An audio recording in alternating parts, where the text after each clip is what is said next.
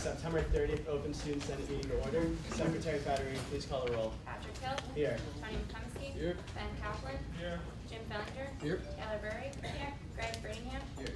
John Gill. Here. Mariah Johnson. Here. John Madeline. Here. Aaron Niles. Here. John Price. Sean Moran. Here. Michael Harmon. Mira Bragg. Chad Killen. Here. Chris Lasik. Here. Steph Lawn. Here. Ashley Saploden. Here. Catherine Thompson. Here. Francis Arrigo. Hannah Benz. Here. Aaron Meacham. Here. Gerard Toscani. Here. Jackie Turret. Here. Mark Wolf. Here. Tiana Will. Here. Luke Guccic. Here. Nicholas Papadis. Here. Amelia Smith. Here. Anthony Wagner. Here. Annabelle Wafflinger. Here. Benjamin Zavare. Here. 26 PCG. Here. ACM. Here. Active Minds. Here. Allies. Here. APO. Here. Autism Speaks. Here. Biosphere. Here. Black Student Union. Here. Bomb Squad. Here. Cheers. Here. China Culture Club. Here. Civil War Club. Here. Class of 2014. Here. 2015. Here. 2016. Here. 2017. Here. Classics Club. Here. College Dems. Here. College Republicans. Here. Colleges Against Cancer. Here. Dance Ensemble. Dance Team. Okay. Sorry. It's okay. Dance Team. Here. Disciple Makers Christian Fellowship. Here. Drop the Octave. Here. Entrepreneurship Club. Here. Film Society. Here. Four Scores. Here. Free Thinker Society. Here. Game Club. Here. Gettysburg TV. Here. Gecko. Here. German Club. Here. Gettysburg Student Musical Theater. Here. Gospel Choir. Here. Habitat for Humanity. Here. Interfaith Council. Here. International Affairs. Here. International Club. Here. Japan Club. Here. Jazz Appreciation Society. LASA. Here. Law and Justice Society. Here. Lutheran Student Movement. Here. Mock Trial. Here. NAACP. Owling Nightingale. Here. Painted Turtle Farm. Here. Peace and Justice Club. Pre-Health Club. Here. Pre-Vet Club. Here. Sangha. Here. SASA. Here. Shots in the Dark. Here. Slavic Club. Here. Skeptical Chemist. Here. Society of Physics Students. Here. Student Alumni. Here. Upscale. Here. Motion to approve last week's minutes. Second. All those in favor? Aye. All those opposed? Abstentions? Alright, the minutes pass. I hope everyone had a great homecoming weekend. It was definitely cool to see all the alumni back on campus. So we have the faculty member for the Fall Honors Day Award. I cannot reveal who it is, but if you're at the Fall Honors Day on October 25th, we will be announcing who it is then. It's at 4 p.m. I believe. So our second week of outreach will be going on this Tuesday and Thursday from 10 to 12. Thank you for everyone that's already helped out. I think it's actually been going really well. I don't know why more people aren't taking servo cookies, considering the lines have been really bad in servo lately, but who knows. The career fair is also this Thursday from 11:30 to 1. It'll be in the Cub Ballroom. I think there's going to be over 40 employers there, so please check it out. Andrew Barclay really would like everyone to be there. You know, the reason why they can put on these events is if students go, so please give them the reason to keep putting on these amazing opportunities. Tonight we'll be having College Life come and talk about the social event policies. They have a presentation. After the presentation, I'm hoping that everyone can have a nice solution-based discussion where you can have, you know, if you have an opinion, be constructive about it, but also be respectful. So that's all I have. Tony? No report. Ben? We allocated $33 to Law and Justice Society. All right, Christiana? No report. Jim? If all the members of Paulcom wouldn't mind sticking around after meeting to talk to me briefly, that would be great. Thanks, guys. I'm working on updating the website, so if any clubs need to have their website updated, please email me and let me know, and I can do that for you. Great. John? Nothing. All righty. Since we do not have any old business, I would like to invite the various members of College Life up to present. Might be stuck with just me. Okay, sure. For everyone, this is Jeff Foster.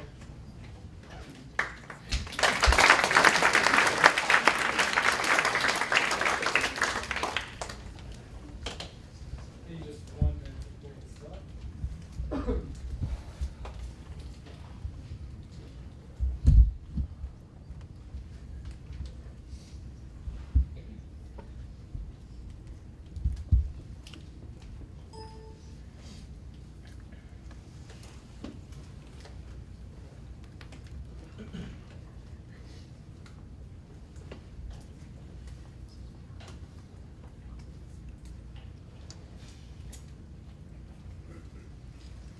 Thank you very much, Pat. I appreciate the time tonight. As Pat said, my name is Jeff Foster. There are a number of us from college left here: Bill Lafferty, Dean Julie Ramsey, Jennifer McCary, Joe is back there along the wall from Bree Blank, Wayne Scott, Eric from Resident Slate, Allison. So a lot of folks in the room, a lot of knowledge and expertise. So I will obviously be counting on them, asking them to contribute as it's helpful. So as you know, why are we here? I guess that everyone kind of knows why we're here. We tried something different this year. We tried something different in the opening weeks of the school year, and we want to kind of give you an opportunity to review some of the information. We've been kind of furiously trying to collect data and get it put together because the 3 weeks really just ended about a week and a half ago. So we're trying to get as much data together as we can to get a snapshot of what things look like at the beginning of the year, and we're here to share that with you tonight. As Pat said, data tells one part of the story. We've also solicited feedback from many members within the community, from the Residence Life professional staff, the Gettysburg Police Department. I have some insights from that as well. And then a big part of it also is your feedback. I want to hear what you all have to say and your impressions from the information that we have here tonight. As Pat said, looking forward to having some good dialogue. So for the end, I might use the microphone because my voice, I've been talking a lot today for some reason, I'm not sure why. So introduction to what we want to talk about, background information research, data and observations from the opening weeks, and then summary discussion. So we'll try to follow that as an agenda. So why are we here? The language you see in front of you, this is a letter that was sent to all first-year students by Dean Ramsey. It's our annual welcome letter to first-year students. And I just want to come back to this to kind of touch base with the language and how we talked about this from the start so we can reconnect with what our goal was and what our goals continue to be. So you'll see in red, we believe it's important for first-year students to have an opportunity to get to know one another and learn about social opportunities without the presence or pressure of alcohol. So I just want to put that out there. The upper class students, you received a similar letter with this language outlining the fact that first-year students would there be no social events with alcohol during the first 2 weeks through September 6th, and that first-year students would be restricted from events with alcohol for 1 additional week through September 13th. And you'll see that's all kind of covered here. Does everyone know the letters I'm referring to? Everyone received that? Okay. So again, that's kind of why we're here. A little bit of background. I think it's important for you to understand. I want to walk you through a few pieces of information here that help you understand some of the thinking behind why we looked at doing this and why we want to do this.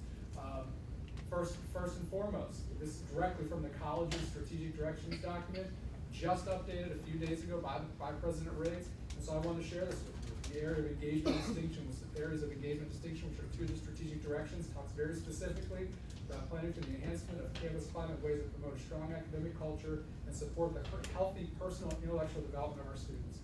So that's a charge that the President has given to us as a community. And so I want to make sure that that's in the back of your mind. That's something that college life, specifically in this area around social event policy and working with students around planning events and social life on campus, this is something that's in the back of your mind. This is what we've been charged to do. So I want to share that with you because that's certainly a primary lens to which we think about our work. Some more background. I don't know if I have copies here if you're interested, if anyone wants to take a copy. There's a very recent Philadelphia Inquirer editorial. And my point with making this point is that this is something that colleges and universities across the country are working through right now. There's a lot of change happening, a lot of concern about events with alcohol and large-scale weekends, such as, I don't know if everyone heard of Bucknell canceled House Party Weekend. That was a significant step at Bucknell. So again, I'm not necessarily saying that we're thinking the same thing with Springfest. That's not why I bring that up. But I just want to be clear that a lot of schools are struggling with this issue on what to do with these events with alcohol and how to manage it. Temple canceled Spring Fling, and Penn State, I don't know if you're familiar with St. Patty's Day, they have their kind of own day around St. Patrick's Day. And what Penn State did is they actually paid the bars to stay closed. I don't know if you're aware of that, but again, that was in the Philadelphia Inquirer. They asked the bars, how much do you bring in on that particular day? The bars told them Penn State paid them to stay closed. That's how Penn State chose to address it. So when we start thinking about that, institutions, college universities are very serious about trying to address these very large-scale events with alcohol that cause a lot of problems for students and for the community. Background and research. Again, why this? What's this first 3 weeks for us this year? Other schools are doing 4 weeks or 5 weeks. What is behind this? What's behind some of the thinking and why we would want to do this? Well, the National Institutes of Health. Is everyone familiar with the National Institutes of Health? It's a pretty well-known research entity. First 6 weeks of freshman year is especially vulnerable time for heavy drinking and alcohol-related consequences because of student expectations and social pressures at the start of the year.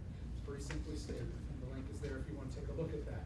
Taking that one step further, I think we've been talking for a couple of years in college life and the student life committee and with students and student groups about how these first 6 weeks where you move in, you get to know your floor, you get to know your roommates, you start taking your courses. A lot of people's kind of habits and practices, academic, social, they get structured in the first 6 weeks of college. And a lot of those habits remain unchanged. Their study habits and substance use habits remain largely unchanged through the course of the rest of their academic career. So again, that just puts a finer point on this, that these first 6 weeks for students in college are absolutely critical.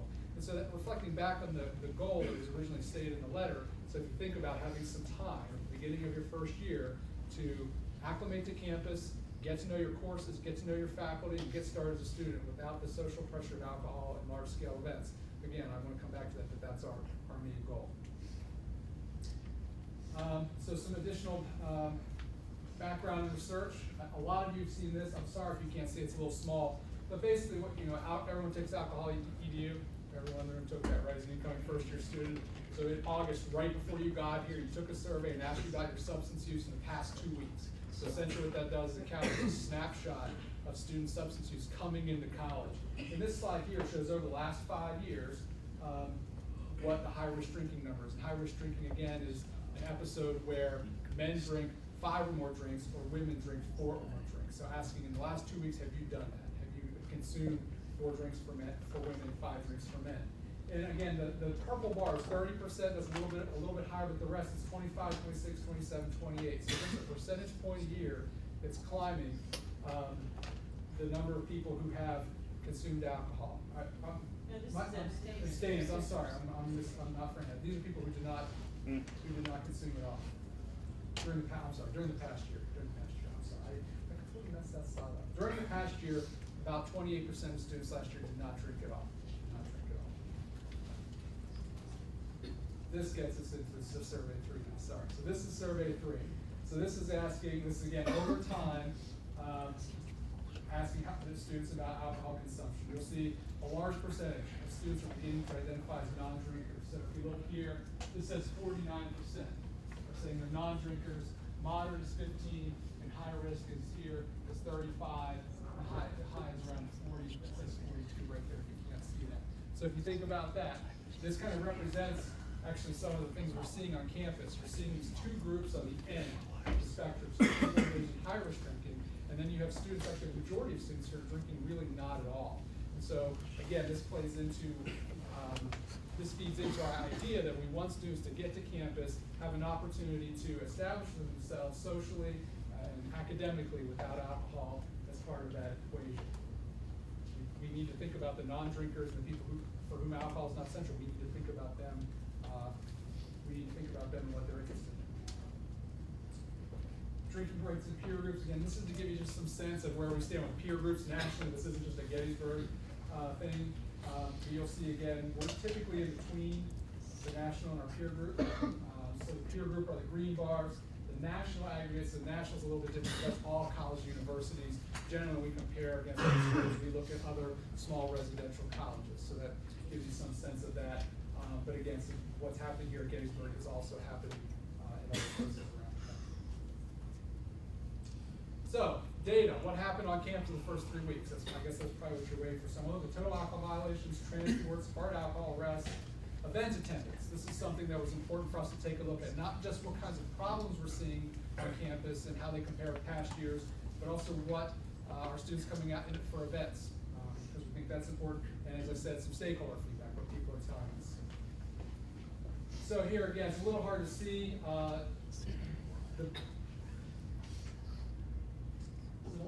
2010. Can you see this or not really? You can't. You can't see it. Can you turn the light? Maybe we'll turn the lights down a little bit. You want to get this one? Front one.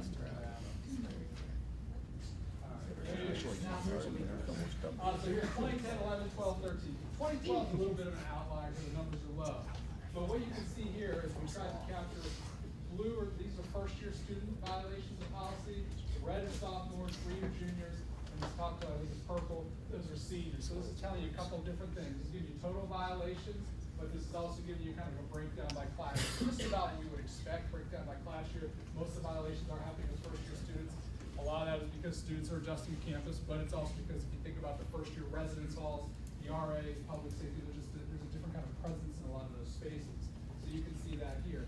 So the numbers this year for 2013, not that different than 2011, and a little lower than 2010. And again, I think 2012, we could say that's a little bit of an outlier there.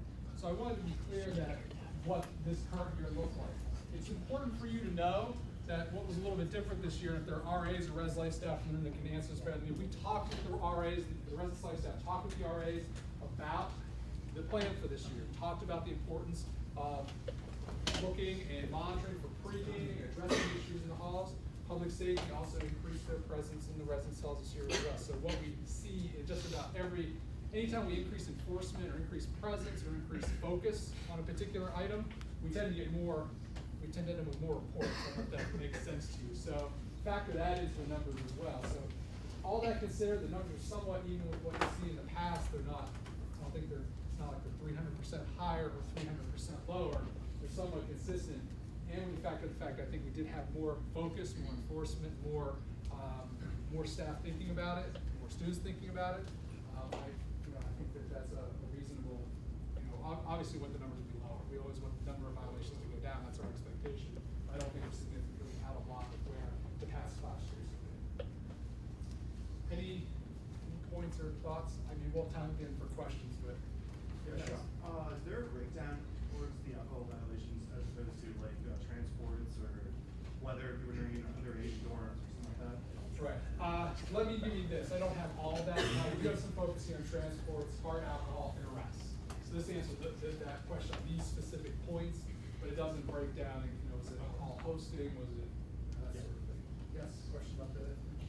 Why do you think that 2012 was not lower as opposed to 2013 being not lower? Because if you get rid of 2013, it looked like a downward trend. Do you know what I'm saying? Like, why do you choose? That's a good question. Yeah. So the point is we're coming down 10, 11, 12, and now do we go back up? So we're trending positively. Do we go back up? That's a great question. I think we'll have to again we'll collect that next year. This is kind of how I can't answer that question right now, but it's a good point. Do you not have data that goes back before 2010?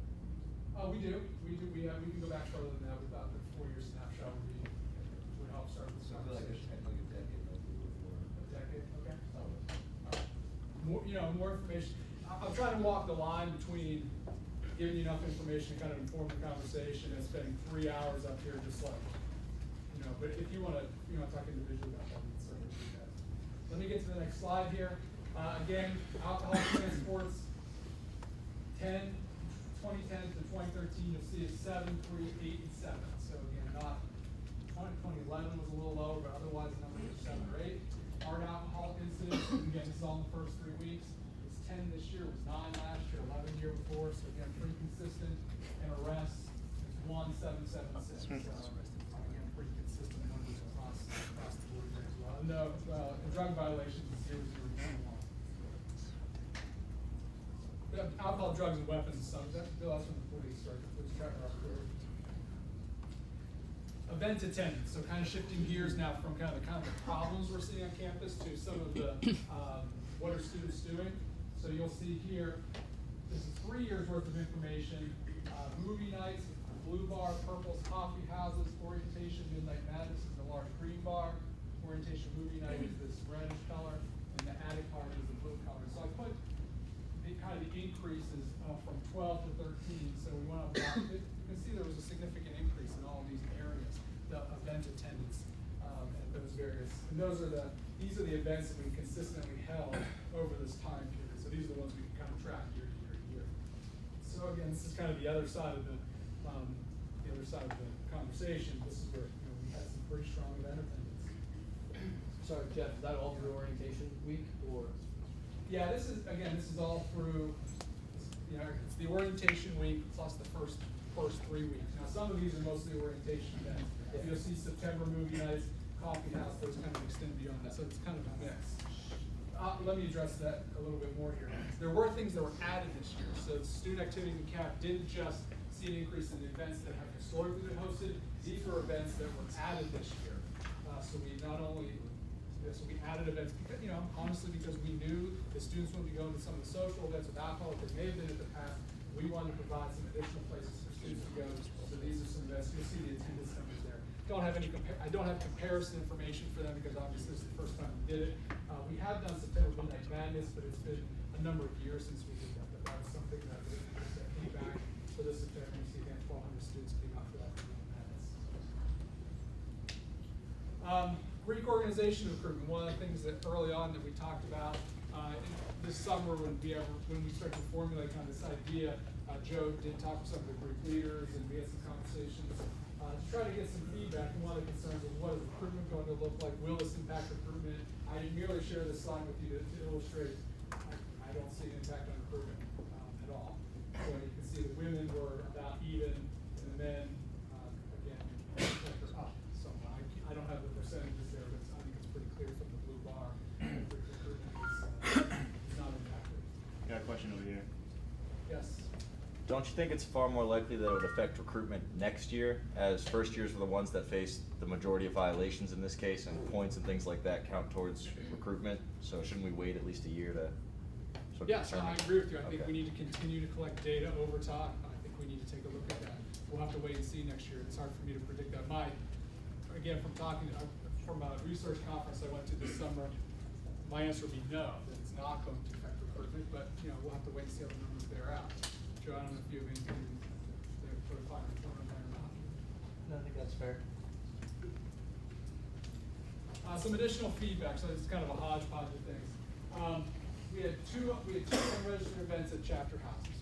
So we didn't have dozens and dozens of problematic events happening in the fraternity house. It simply did not happen. We had two events that public safety had to respond to in these open weeks. So we didn't have that.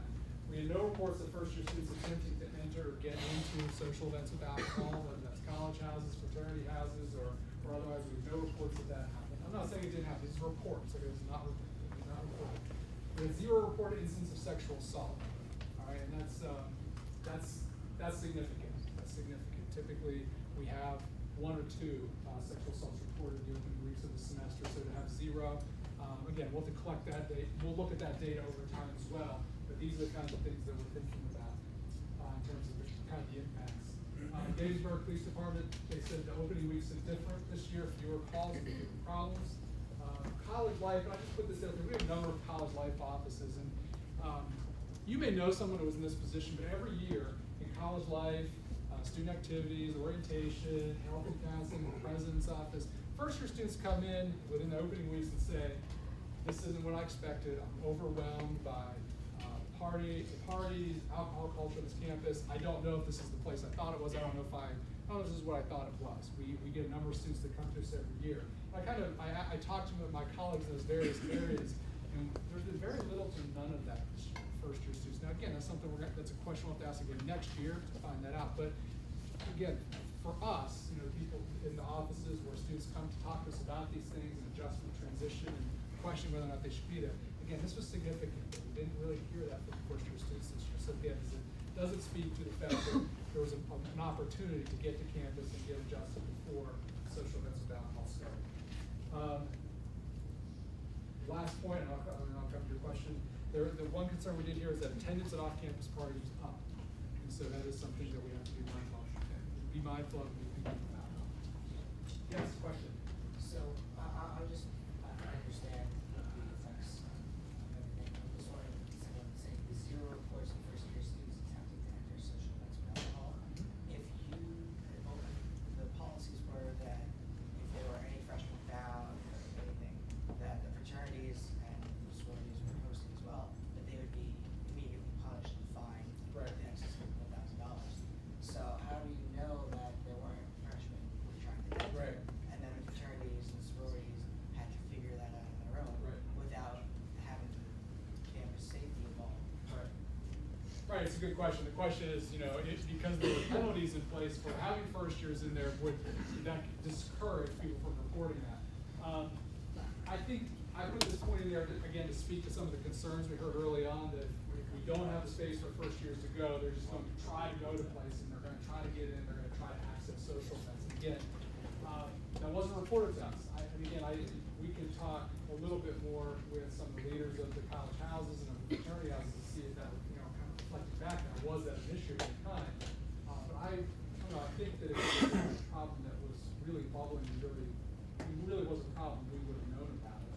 I would disagree with that just because, respectfully, of course, that only because you have this incentive, or there is no incentive for the fraternities to actually communicate with you that they were freshmen.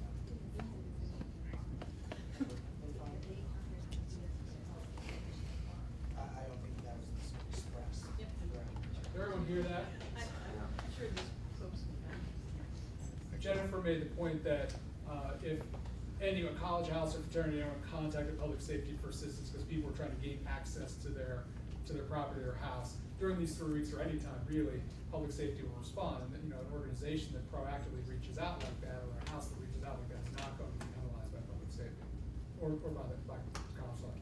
I just think that needs to be better communicated, Okay. because I don't think a lot of That's good feedback. That's helpful. Yes.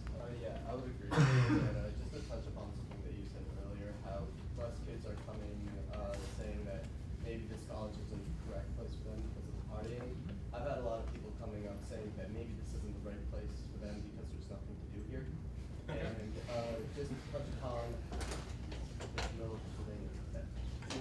just to touch upon the point that you said you're seeing an increase in activity at things like mid-mat.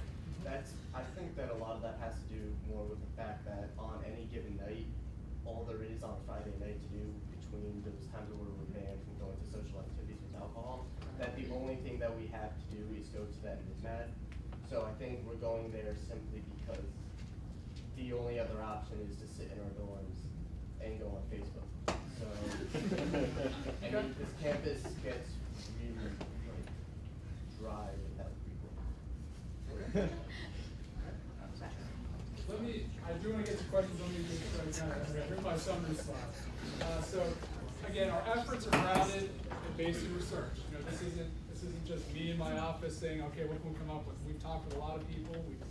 This is based upon nationally recognized research. Many colleges face a similar issue. Overall, numbers of violations and issues, were not dissimilar to prior years. The question was raised about that. We'll have to watch that over time. Enforcement efforts were increased. Event attendance by first-year students was up sharply. Fewer concerns expressed by first-year students. No apparent impact this year on Greek recruitment. And we, just so you know, we're going to continue to monitor. We're going to continue to monitor semester to semester retention. Do first-year students return for the spring semester? What do grades look like? So there's some things, other things we want to look at. And I think you spoke to that point. And what is the quality of life for first-year students? So are things going well? This is a good place for that. I will say that another number that was really low this year, we had one first-year student leave between opening and census day. So census day is this official snapshot that is 10 or 12 days in. 10 or 12 days in, that's when the institution does an official head count. We had one first-year student leave in that time frame. Normally, there's 3 to 5 first-year students that leave in that time frame. So again, that's one semester. That's just one example. But that's the kind of information that we're paying very close attention to. I think that's all I have as far as kind of formal information. So I don't know. Great. Well, I guess we'll go into questions. We were just gonna have Jim, moderate the discussion. Sure. So if people have questions, Jim will take care of it. So, yeah, thank you guys again for coming in. We really appreciate it. And again, we do want to have an open dialogue. We want to make sure we're making constructive points and not just criticizing some of the things that we don't like. What we want to have come out of this meeting is hopefully something positive. And we're not going to get that if we're just criticizing the things that we don't like. So let's just try to keep this an open dialogue. And yeah, I'd like to open the floor up. Catherine. I just have 2 questions or suggestions. Has the Campus Activities Board increased their programming from prior years for this year and years ahead? Have they considered adding more programming? You mean through the course of the semester and year, or just during the 3 week? Especially during the 3 week time period, but in general. Well, this one list here, just excuse me while I zip through. So these were events that were added. Sorry, during orientation, those are usually offered as well.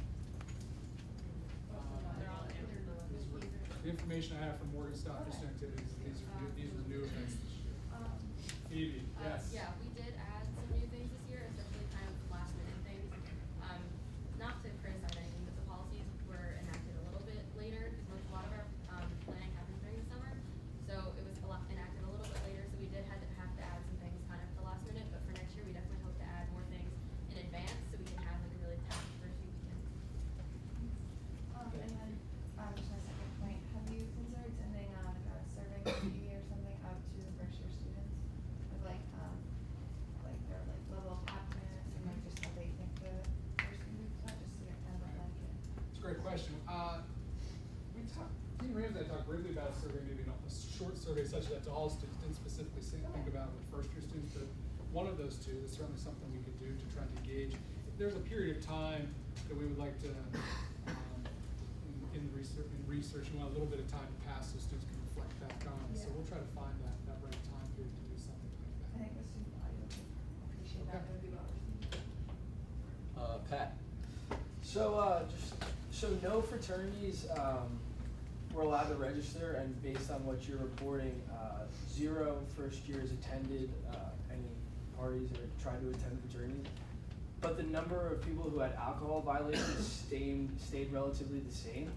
Would that kind of be an indicator that maybe fraternities aren't responsible for the alcohol violations that go on this campus? That are or not? Are not. Again, enforcement was up. You know, we had more RAs, public safety in the buildings. Students were also in the buildings and not going out. So I don't know if it's so much, might be more based on where the students are located. So right. If they're located in the halls, if they're going to fraternity parties, if that's where the bulk of people are, that's where we might expect the bulk of issues to occur. What did you? Yeah, no.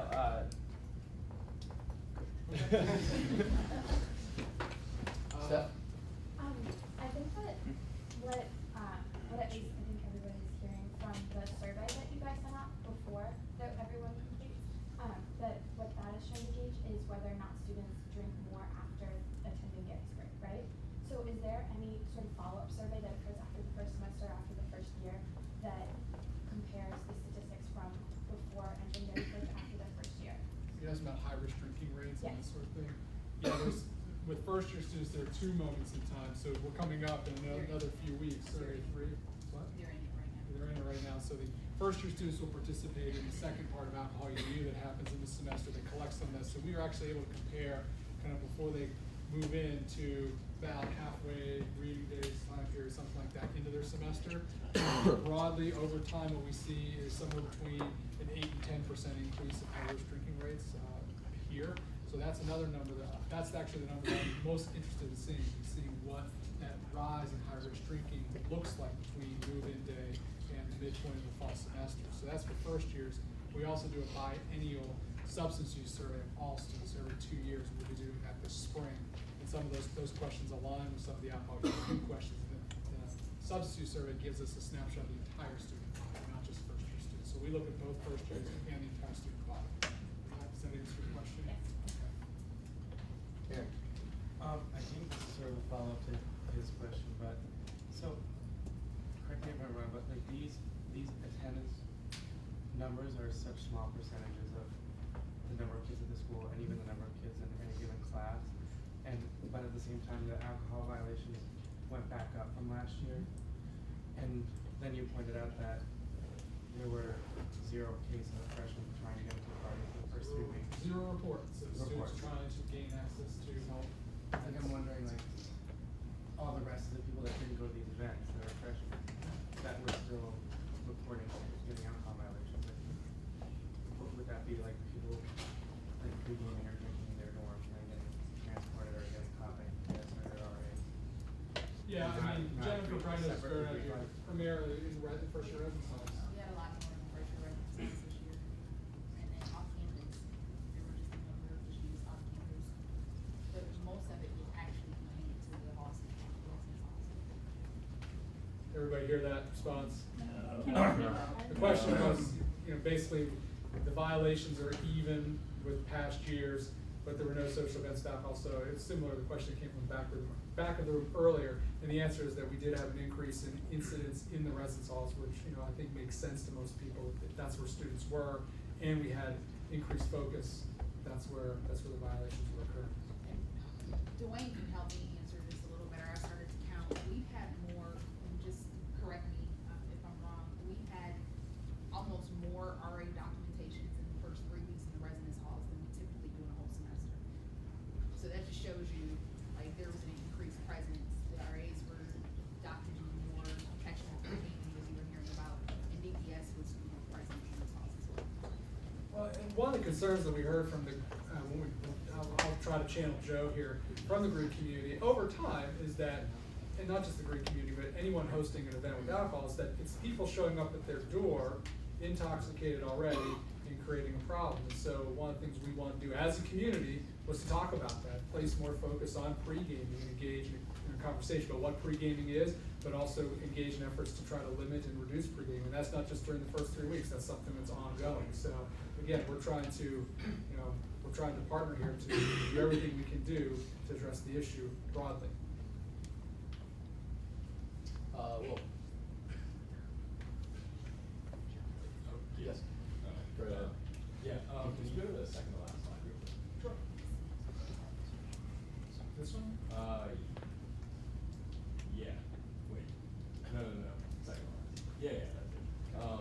So yeah, based off this information, it seems like due to the incentive, like there was kind of an incentive not to have freshmen at your house, obviously, and then I think there were other punishments that were a lot harsher this year than in years past. And so I mean, I guess the administration kind of gave what they wanted, and there were a lot less unregistered events at fraternity houses.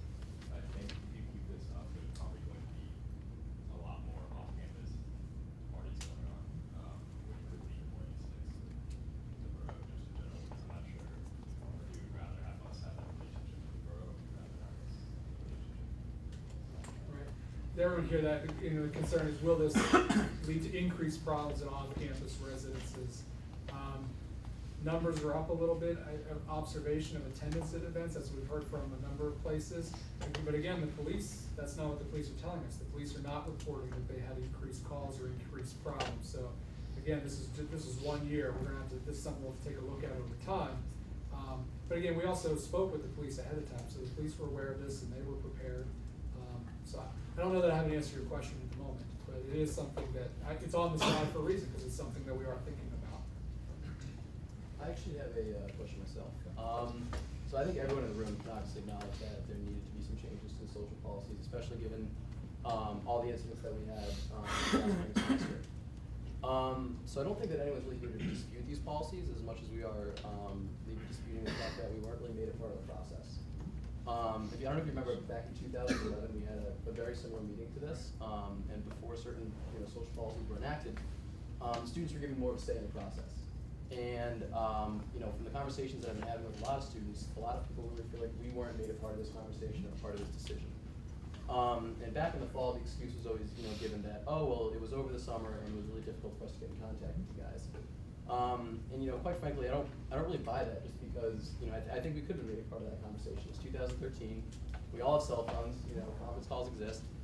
And I just think that going forward, I think it would be great if students not even necessarily had more of a say in it, but were just more involved in the process. So my question to you would be, is there anything that you guys can do to make us more a part of the process when decisions like this are made in the future? Yeah, it's a fair point. I think one of the concerns was, any first years in the room? So if you, all right, so upper class students, if you were here in April, so some of you may have been abroad, the last few weeks of April were pretty problematic. We had a lot of problems. Students going to the hospital with very high VACs, over 0.3. That was a problem, multiple students.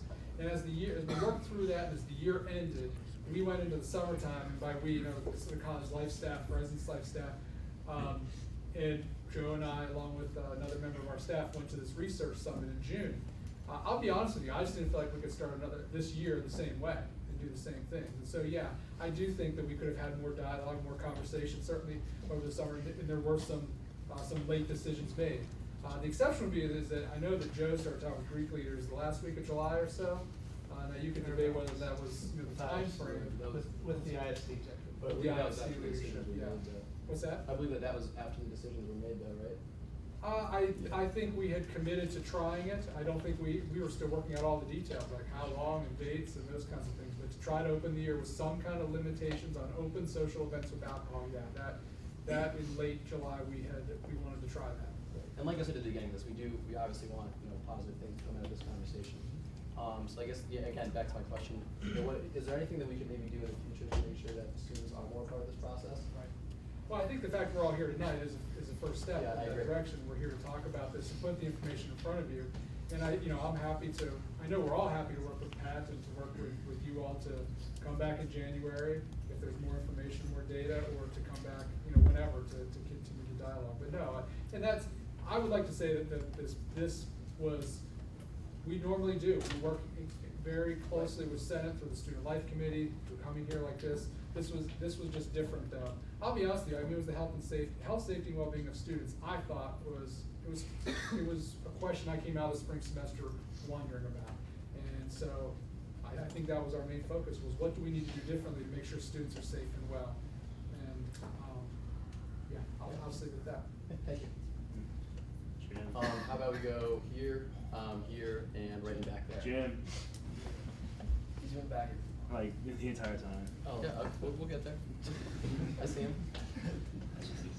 I don't know if this falls under the realm of the student activities, but I feel like in the past, at least for my unit, part of the orientation process was having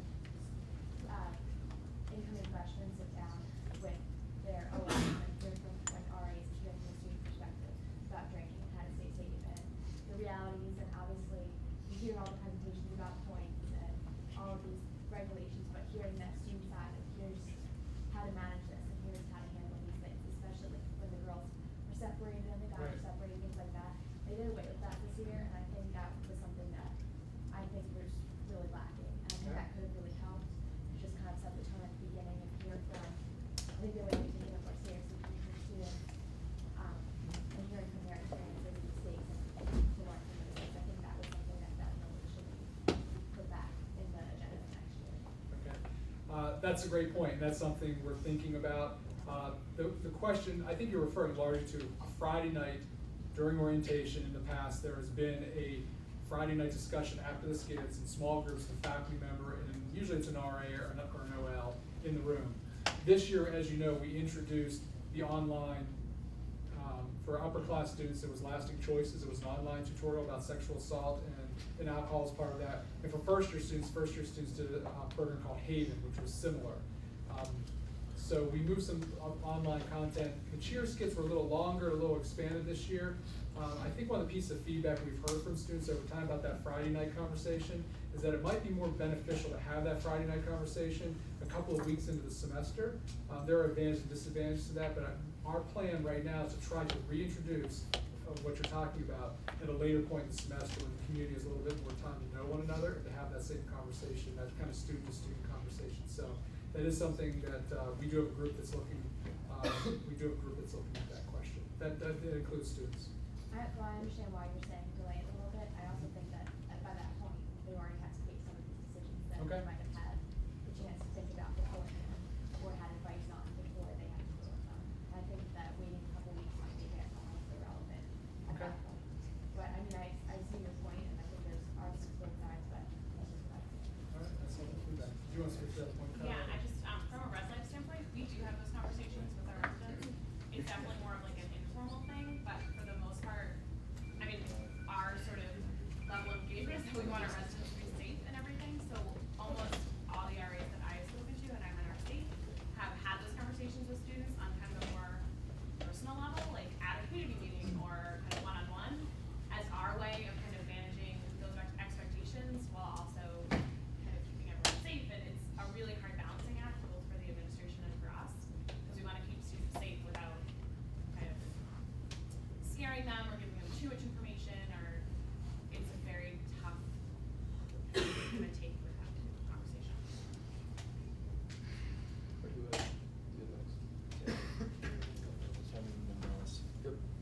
Yeah, I just kind of wanted to touch on the point about you made how there were more alcohol violations in the first year halls, and just kind of talk candidly about that. I mean, realistically, like on a Friday and Saturday, like students, like get off from homework and dinner at like 7, and then they go out at 12, and all the girls get in, and then only half the guys get in, and so there's a 5-hour gap where the guys, at least I think, there's nothing else to do except for kind of just sit in your dorm rooms and talk to one another. And it's like, if you're with these people 24/7, I mean, it kind of like, there becomes less and less to talk about to keep it entertaining. So it becomes the need of, if somebody has something, I mean, it becomes more that there's not much to do. And I think it makes us want to go to the Greek houses more, and it makes the students want to pledge more, because we know that next year, if we pledge, we'll be able to go to mixes, and there will be more things for us to do. So I think, like, personally, I think you'll see an increase in Greek activity, especially among the first students. The Greek membership at Gettysburg and nationally is increasing. That's going on across the board. That's not, that's been happening. So I probably just that would be consistent with where things are going. My first reaction to what you had to say though is you should get involved with CAB. Get involved with CAB and have your voice heard there and help organize these events for the beginning of the year. So I don't know, connect with Phoebe afterwards. Andrew? That's my kind of my yeah, so ultimately I'm just trying to get an understanding here. How does college life view these first couple weeks in the new policies? Is it a success? Is it not a success? What's your justifications for either way? That's a great question. I'll speak just for me. My colleagues can certainly speak for themselves. So violations and some of the issues were somewhat even. Event attendance was up. Again, I've run into a lot of people that just said, this year felt different. The opening felt different to us. And, a lot of people, you can define that however you want. But that, overall, I think it was a positive start to the year. I think the event attendance shows that students did go to, and you can argue, that, well, it was the only thing to do. Well, that may be the case, but event attendance did go up. And people were going out and doing some of these things. So overall, I thought it was positive this year. This is 1 year, this is one time. There's a lot more data that we want to look at as far as, I think the point was made up front here about, let's look at the high-risk drinking numbers and substance use numbers for this first-year class before we draw any conclusions. So I think my final opinion is not finalized yet, but so far, I think it's been pretty positive. Just along with it then, do you factor in sort of I guess frustrations felt by other members of the campus community as well, and the sort of grinding? Because we're talking about event attendance, CAB, having a great time with it. There's the flip side where other groups feel, alienated or disheartened by certain things or frustrated.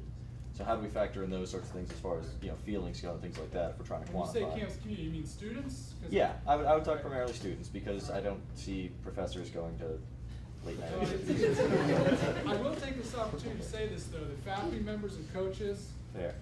They think they think this Absolutely. is true, and I think you probably all know that. I had a conversation with a faculty member today. At the end of the day, I think it's one of the best things we've done in a very long time. So the feedback from that, we have 220 faculty members. They're a big part of this community. They're very positive about this. So it is important to keep that in mind. Your focus on the students, though. I think the students do have some varying opinions. I think there are students that did not like the way that the year opened, wanted to do things in kind of the way they had been done. I think there are a lot of students that were fine either way. Again, if you have half your students, 50–60% of your students, alcohol's not really part of their day-to-day or week-to-week equation. I don't think that it was a bigger factor for most students. Just on that stat, that's a self-reported stat, correct? What's the alcohol EDU, 50–60% of students. Yeah, self-reported.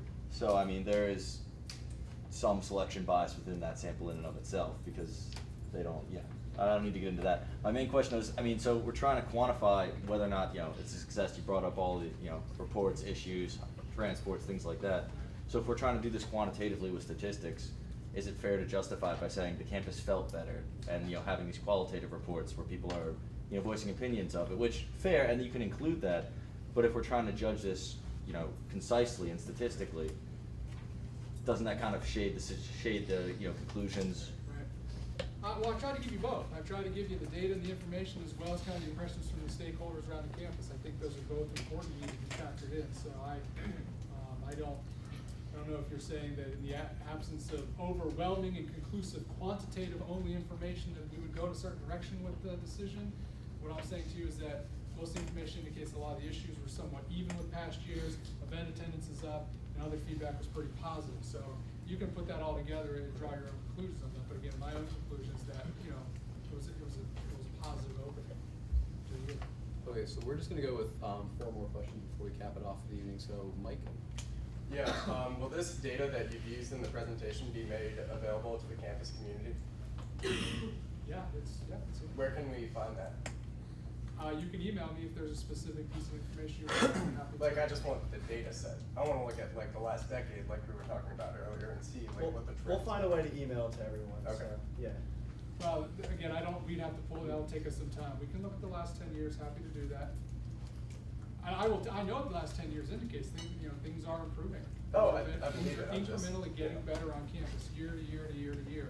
Students coming to campus are drinking less and less and less each year. So, I mean, there are a lot of positive things, a lot of positive momentum to build on here. That's what we work with the group, and that's their main message. It's a research group, is that we have a lot of students now, 60% nationally, coming to campus. Alcohol's not really part of their day-to-day life. 10 years ago, that number was about 30%. So society is changing. It's not just Gettysburg College, it's not just college students. Society has fundamentally shifted around alcohol use when people are 18. And I think we have a responsibility as a college to respond to that. If that makes sense or not. That's kind of up here. Joe? I'm good. Okay. Kristen? I actually have a question about the orientation separated from the rest of the 3 weeks, I think it was, that they were not allowed to go out. Was there, because I know that the fraternities opened and temptation was there, and they were able to see what this campus is actually like on the weekend. At the same time, they also orientation, there was a lot more events going on, but at the same time they didn't have schoolwork. I'm curious how those numbers changed between orientation and the rest of the time period that they were not allowed to go out. Right. Generally, they did go up as the weeks went by. Jennifer probably knows better than me. During orientation, if you remember orientation is very busy, a very occupied kind of event to event most of the day. So students are pretty occupied. That was our goal this year. We told the orientation leaders the students are going to be focused on orientation, going to those orientation events. As time did go, I don't know, Jennifer, how would you characterize what happened with the numbers, violations of the weeks went by? The first couple weeks actually up a little more time on campus, we started seeing more calls. Does that answer your question? So an uptrend as those 3 weeks passed. My question was, I was curious about how the time frame worked, and how it affected them. I can understand why you want orientation to be focused on orientation, only orientation. Right. But I was curious as to how the 3 weeks that, they sat around watching the rest of the campus go out affected them. I'm not quite sure how to respond to that. I would say on the Greek side of things, the Greek organizations were more recruitment that for most of that time. And a lot of the Greek chapters were focused there. What were the first year students doing? I think they were largely in the buildings. It is important to note here that organizations could have open events. You can't have alcohol. This question came up a number of times that on the heels of the activities fair, some of the organizations wanted to have events in their houses and that sort of thing, in their college houses. And yeah, people were allowed to have events, just you were not allowed to have open social events with alcohol. I'm gonna screw that. I'm actually captain of a sports team, and it was to our understanding we couldn't even hang out with freshmen in that time period. We didn't have During orientation or during the open weeks? Orientation, the students were focused on going to orientation. After classes started, it was a different story. I think students were allowed to kind of, again, no open social events with alcohol, but outside of that, if you wanted to have the first year members of your team over to socialize without alcohol once classes started, that was not an issue. I mean, maybe the message got twisted and turned along the way. But yeah, we actually did a sample of neutral practice because we were afraid of that also.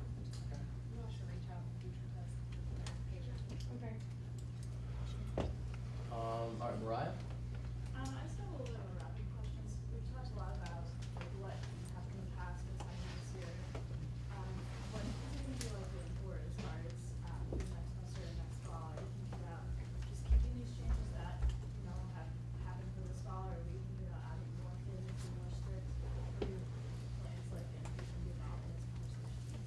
That's a great question. I think that's the one question Pat told me he heard the most about. It's probably a good question. I don't know how many more questions you want to allow. It's probably a good question. One more. We're gonna do one more after this. Yeah, we're gonna do one more after this. I think you've heard me say this before, is that we need to collect more information. We want to see how things bear out over the rest of the course of this year. I think we will reach a point where we need to make that decision. I think you've probably heard me suggest here, there's some pretty good information here to indicate we should continue doing this in some form or fashion. But again, my own thought on it at the moment is that I want to see a little bit more information before we finalize that. And once we have those rates and we have that information, happy to come back and talk about that. Alright, I apologize to everyone who wasn't able to get their question, and I'm sure that we'd be happy to take emails from you and answer your questions, but just one more question. Greg? Yeah, so it seems like this is a very freshman-oriented policy, and you made the point earlier that, you know, how you start off your freshman year, how you spend those first couple weeks is sort of formative in how you're going to spend your next 4 years. Right. And I see that, and it makes a lot of sense to me. But if we have no freshmen going to fraternity houses or other alcohol-sponsored events, why were they not allowed to occur? In the first 3 weeks? Yeah. Well, again, I think it's not just curious. about, I don't think it's not just, I'm sorry, I didn't mean to cut you off. No, go ahead. Your question. I don't think it's solely about them not being at those events. I think when students see what the environment looks like and they see a lot of events, all the upper class students going to events, again, I think that contributes to that sense that the culture here is, with alcohol, is a little overwhelming. So again, it's to keep first year students away from social events with alcohol, but also give them a chance to acclimate to campus in the absence of the pressure of social events with alcohol, whether that's attending or the general climate that it creates. That's how we're responding. Okay, so I guess you're saying it's like because it's off campus, it's farther away, so it's less likely in our cases. I mean, it was occurring. I hear what you're saying. I mean, I think that's something that we need to think about. How do we work with the off-campus properties to make sure that that is not an issue? Again, there was a community meeting together. I was not in attendance at the community meeting the other night. Very few complaints coming from the community, but we are concerned that we did hear from students specifically that attendance was up. So I'm just being honest with you and letting you know kind of what's going on and what we're monitoring. But that is not our intention. The intention is quite the opposite, actually. That we don't necessarily want the issues to kind of go off campus and into the neighborhood. That is completely the opposite of what our goals are. Doesn't your data actually imply though that the freshmen are having their own social events with alcohol? I mean, going back to the pre-gaming. Social events or? Well, I know, not like, I'm saying like they're socially using alcohol in the pre-game setting in their dorm rooms instead of actually going out and getting to experience the campus. And clearly that's happening. Clearly students are consuming alcohol in halls. And Kyle said that. Clearly information suggests that. Well, and I would also just say that a lot of why the numbers are probably up a little bit is because the Res Life staff members were way more kind of on guard. I think it's like pre-gaming and replay are often very separate in terms of documentations for first year students. Like pre-gaming happens because they're in their dorm rooms with Res Life staff members. And kind of replay really was just separate. I don't think that first years are necessarily drinking differently because they're in their dorm rooms.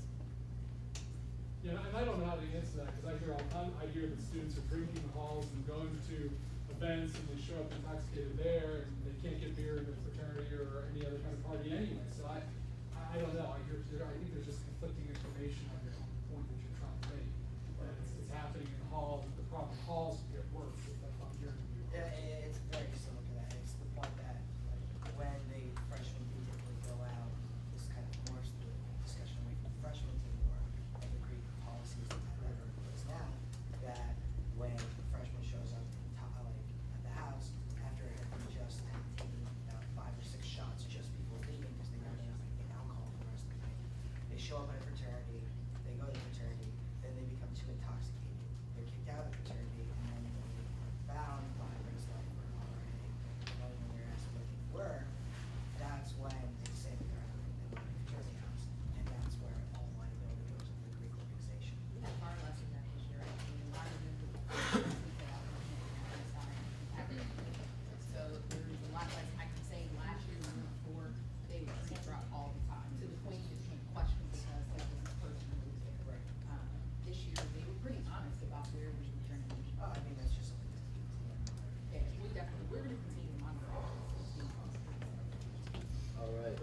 Thank you for the time. Thank you very much. Thank you.